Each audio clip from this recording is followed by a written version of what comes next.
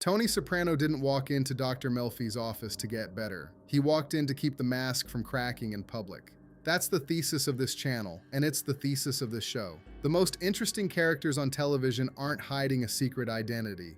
They're wearing a working identity, a mask that lets them function, get love, keep power, and sleep at night.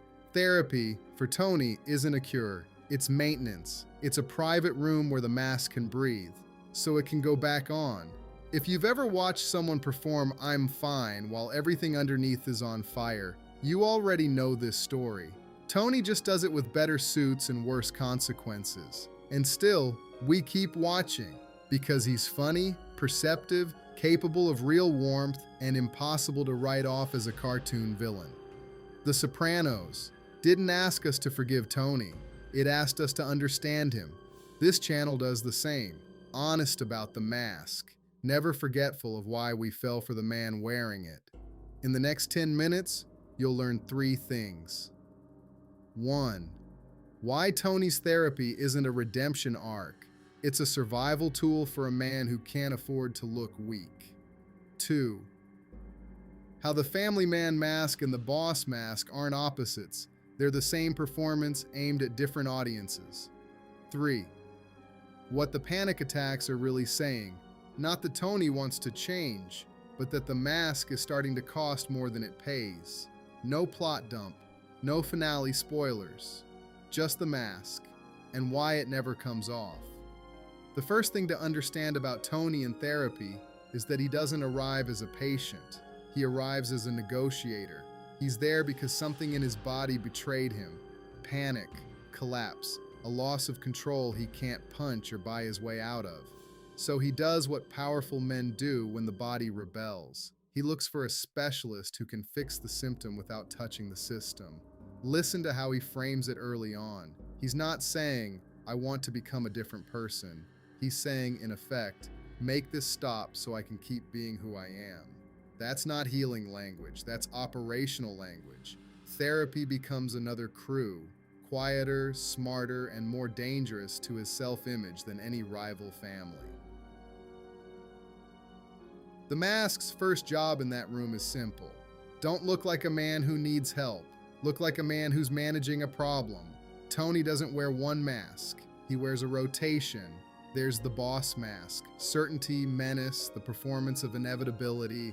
There's the husband and father mask, provider, protector, the guy who does what he has to do. And there's the therapy mask, the almost honest voice that sounds like growth while carefully avoiding the one change that would actually threaten his life. Stopping. Here's the key. Those masks aren't fighting each other. They're collaborating. The family man's story justifies the violence. The boss story funds the family man's story. And therapy gives both of them a language that sounds like self-awareness without requiring surrender. When people call Tony a hypocrite, they're not wrong. But hypocrisy is too small a word. This is architecture. The lies are load-bearing, and they're also part of what makes him believable as a leader and a patriarch. He isn't two people. He's one man with extraordinary range. The panic attacks are the show's most honest narrator, and they don't speak in dialogue.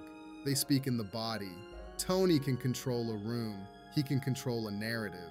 He cannot control the moment his chest closes and the world tilts. That's why the attacks matter more than any monologue about stress. They're the mask's failure mode. Not moral failure, mechanical failure. The performance overheats. Notice what Tony wants from those episodes of collapse. He wants the feeling gone. He wants the cause unexplained if the explanation would force a choice. He'd rather pathologize the symptom than interrogate the life that produces it. That's not stupidity. That's strategy. If the panic is just anxiety, he can treat it. If the panic is the cost of the life, then the cure is the end of the life, and Tony didn't come for that. Dr. Melfi's office is supposed to be a place without an audience. That's why Tony keeps auditioning for one anyway. He tests her. He charms her. He intimidates the air around her. He brings dreams like offerings and omissions like armor. Even his honesty is curated, a controlled burn so the whole forest doesn't go up. In that sense, therapy doesn't remove the mask. It gives the mask a new lighting setup. Soft, clinical, flattering enough to feel like progress. And Melfi, to her credit, keeps trying to treat the man under the performance. Tony keeps trying to hire the performance a consultant. This is why He's in Therapy can fool us as viewers. We confuse the presence of analysis with the presence of change. Television trained us to read the couch as a redemption machine. The Sopranos uses it as a mirror that Tony can admire and then walk away from, and we still lean in because the conversation itself is riveting.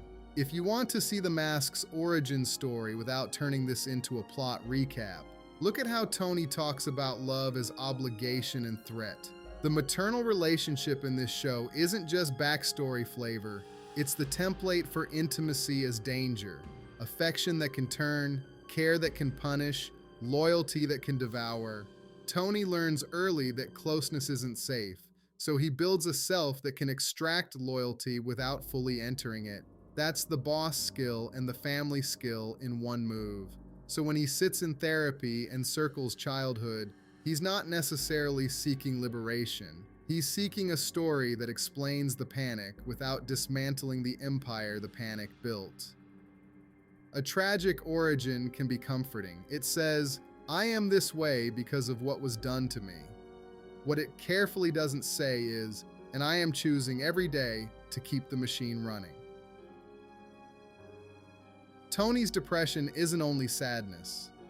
It's weather inside a sealed building. He can still joke. He can still eat. He can still dominate a conversation. That's what makes the mask so convincing and so expensive. High-functioning despair doesn't look like collapse to outsiders. It looks like mood. It looks like appetite. It looks like a man who has a lot on his plate. Therapy gives him vocabulary for that weather. Depression, anxiety, stress, childhood. Useful words, true words even. But vocabulary can become another form of control. Name the feeling, file the feeling, return to work. The danger isn't that Tony learns nothing. The danger is that he learns just enough to narrate himself, and narration is not the same as transformation. Here's the hard center of the thesis. Getting better, for Tony, isn't merely emotionally difficult. It's structurally dangerous. A healthier Tony would have to tolerate vulnerability in rooms where vulnerability is prey. He'd have to tell the truth in a culture that punishes certain truths with exile or worse. He'd have to want a life that his current life cannot fund. So the therapy mask does something brilliant and bleak. It lets him pursue the feeling of introspection while protecting the conditions that make introspection necessary. He doesn't fail therapy because he's too dumb for it. He fails the assignment therapy implies because the assignment conflicts with the job description of being Tony Soprano. That's why this episode isn't titled Why Tony Couldn't Get Better. It's why Tony never came to get better. Intent matters. The waiting room was never a surrender. It was a strategy session with better furniture. And we, the audience, are part of the mask's success. We reward Tony's charm. We lean into his humor. We feel the pull of his charisma even when we see the damage. That's not a mistake in our taste. It's the show studying us. The mask works on us the way it works on the people in his life, by offering just enough humanity to keep us negotiating with the rest. He can make you laugh at something you know you shouldn't laugh at. He can sound like the most grounded person in the room.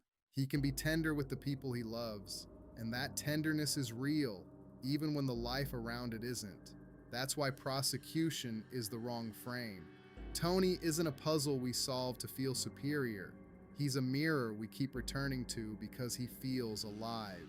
So when we say we want Tony to get better, we should ask what we actually want. Do we want him healed? Or do we want the pleasure of watching a complicated man almost heal forever? Prestige television loves the almost. The almost keeps the mask interesting. The almost keeps us coming back. So the therapy mask isn't a path to a new Tony. It's how the old Tony stays operational, complicated, funny, capable of tenderness, and still one of the greatest characters prestige TV ever built. He didn't come to get better. He came to keep going. And The Sopranos made that choice devastatingly watchable. Next time, in Publish Order, Jimmy McNulty and the Good Police Mask. The story of a detective who needs the job to be broken so he can feel unbroken inside it. Until then, watch the face they show you. Then ask what it's protecting and what it's protecting in you. This is Behind the Mask lore, unmasking television's most complex characters.